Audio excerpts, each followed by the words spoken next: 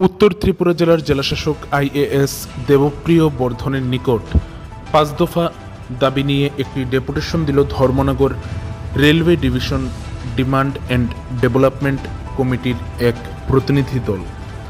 ১৪ই নভেম্বর বৃহস্পতিবার সকাল আনুমানিক ১০টা ৩০ মিনিট নাগাদ উত্তর ত্রিপুরা জেলার জেলা সদর ধর্মনগর শহরের উত্তর ত্রিপুরা জেলার জেলাশাসকের অফিসের গিয়ে উত্তর ত্রিপুরা জেলার জেলাশাসক আইএএস দেবপ্রিয় বর্ধনের নিকট এই ডেপুটেশনটি দেয় Dharmanagar railway division demand and development কমিটির এক প্রতিনিধি দল। মূলত ৫ দফা দাবি নিয়েই এই ডেপুটেশনটি দেওয়া হয় জেলাশাসকের নিকট। এই ডেপুটেশন শেষে একটি সাক্ষাৎকারে এই ডেপুটেশন সম্পর্কে বিস্তারিতভাবে বললেন Dharmanagar railway division demand and development কমিটির এক সদস্য। Dharmanagar railway division demand and development কমিটির তরফে ডিএম মারফত চিফ মিনিস্টারকে আমরা ৫ দফা দাবিতে মেমোরেন্ডাম সাবমিট করি। ৫ দফা হইল ধর্মনগরের রেল ডিভিশন করা, ধর্মনগরে রেলগাড়িতে উড়ালপুল দেওয়া, তারপর ধর্মনগর কৈলাসহর কমলপুর লাইন কাজ শুরু করা এবং ধর্মনগর থেকে দরজা খানচুরিয়া রেল লাইনে কাজ শুরু করা।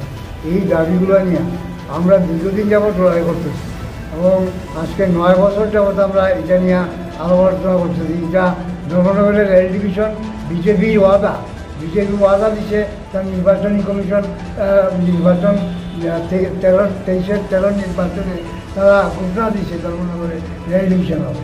তারপরে মিউনিসিপ্যালিটি ইলেকশনে তারা লিডাররা ঘোষণা দিচ্ছেন ধর্মনগরে বিজেপি গভর্নমেন্ট ত্রিপুরাতে হইলেই রেল ডিভিশন হবে। বিজেপি গভর্নমেন্ট হওয়ার পরে তার কোনো আওয়াজ পাওয়া যাচ্ছে। আমরা প্রধানমন্ত্রী থেকে রেলমন্ত্রী থেকে আরম্ভ করে সমস্ত অংশের লিডারদেরকে আমরা আবেদন নিবেদন করতেছি। ধর্মনগর থেকে ৫,০০০ লোক পোস্টকার্ড পাঠাইছে প্রধানমন্ত্রী রেলমন্ত্রীর কাছে। আমরা ম্যাপ পাঠাইছি প্রধানমন্ত্রী রেলমন্ত্রী, তারপরে আমাদের চিফ মিনিস্টারের কাছে স্টেশনের পজিশনটাই। সেই দিক থেকে আমরা আশা করি গভর্নমেন্ট এই ব্যাপারে কথা বলেন। আমরা গত ২৭ সেপ্টেম্বরে চিফ মিনিস্টারের সাথে আলাপ আলোচনা হয়েছে। চিফ মিনিস্টার কইছেন যে আমি এটা দেখতেছি, আমি আপনাদের জানাইব। আজকেও জানান নাই, এই জন্য আবার ডিভিশনের দাবিতে বা অন্যান্য দাবিতে আমরা আজকে আবার ডিএমের মারফতে আমাদের ডেপুটেশনটা সাবমিট করলাম চিফ মিনিস্টারের কাছে। ওদিকেই সব অংশের মানুষই আমরা করতেছি যে লড়াইটা এটা সাধারণ মানুষের জন্য নয়, সব মানুষের জন্য লড়াই এবং এটা মৌলিক দাবি, দীর্ঘদিনের মৌলিক দাবিটা যদি কার্যকরী করা হয় তাহলে আগামী প্রজন্মের জন্য একটা স্থায়ী মৌলিক সমাধান হবে। সেই দিক থেকে এই ব্যাপারে দেখি আমরা গভর্নমেন্ট কী করেন।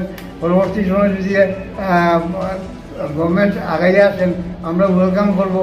আগে না আসলে পরে আমাদের লড়াই যে চলছে আরও অন্য ফর্মে আমরা লড়াইটাকে নিয়ে যাওয়ার চেষ্টা করি। সেন্ট্রাল স্কুলের দায়িত্ব করতে আজকে করছে। সেন্ট্রাল স্কুল কবে স্যাংশন হয়ে দিচ্ছে, আজও সেন্ট্রাল স্কুল হয় না। এই সেন্ট্রাল স্কুলের জায়গা পূর্বরুয়া ৪০ লক্ষ টাকা খরচ করিয়া গভর্নমেন্টে রাস্তা জায়গায় ঠিক করলো। তারপরে পদ্মপুরে কয়েক লক্ষ টাকা খরচ করিয়া প্রাইমারি সেকশন তোলার লাগিয়া কেন্দ্রীয় বিদ্যালয়ের জন্য ঘোষণা দেওয়া হইলো। সব কিছু করা হলো, কেন্দ্রীয় বিদ্যালয় আর হইল না। এই দিক থেকে আজকে যখন ডিএম সাহেব বললেন যে এটা আগাইছে কাজটা, তারা আইছিল, আইয়া দেখতে আগেছে আবার সেন্ট্রাল পিডাব্লিউডি নিয়ে তারা আইয়া এটাতে কার্যকরী করা দিয়ে দেখব। এই ব্যাপারটা তিনি বলেন যে এটা আগাইছে কাজটা হবে। এই ধরনের বক্তব্য আপনাদের সবাই সহযোগিতা আমরা চাই, সবাইকে অভিনন্দন। আপনারা যে ডেপুটেশনটা জেলাশাসকের নিকট দিয়েছেন, জেলাশাসকের কাছ থেকে আপনারা কি আশ্বাস পেয়েছেন? জেলা শিক্ষক কইছেন যে সেন্ট্রাল স্কুলের ব্যাপারে বললেন যে এটা অনেকটা আগাইছে, এটা কাজ ধীরে ধীরে আগাইতেছে। আর অন্যান্য ব্যাপারে তিনি বললেন যে ওই উড়ালপুলের ব্যাপারে আমরা কইছি যে মিউনিসিপ্যালিটির থেকে ৩৫ কোটি টাকার একটা প্ল্যান পাঠানো হয়েছে গেছে আগরতলাতে। এটা আপনি খোঁজ করেন, তাই কইছি এটা খোঁজ করবো, দেখা যাক কী হয়। আর অন্যান্য যে রেলের ব্যাপারটা তিনি বলছেন যে আমি জানলাম আজকে যে কৈলাসহর লাইনের সার্ভে হয়েছে, কাঞ্চনপুর লাইনের সার্ভে হয়েছে, আমি একটু খোঁজখবর নিয়ে দেখি কী করা যায়।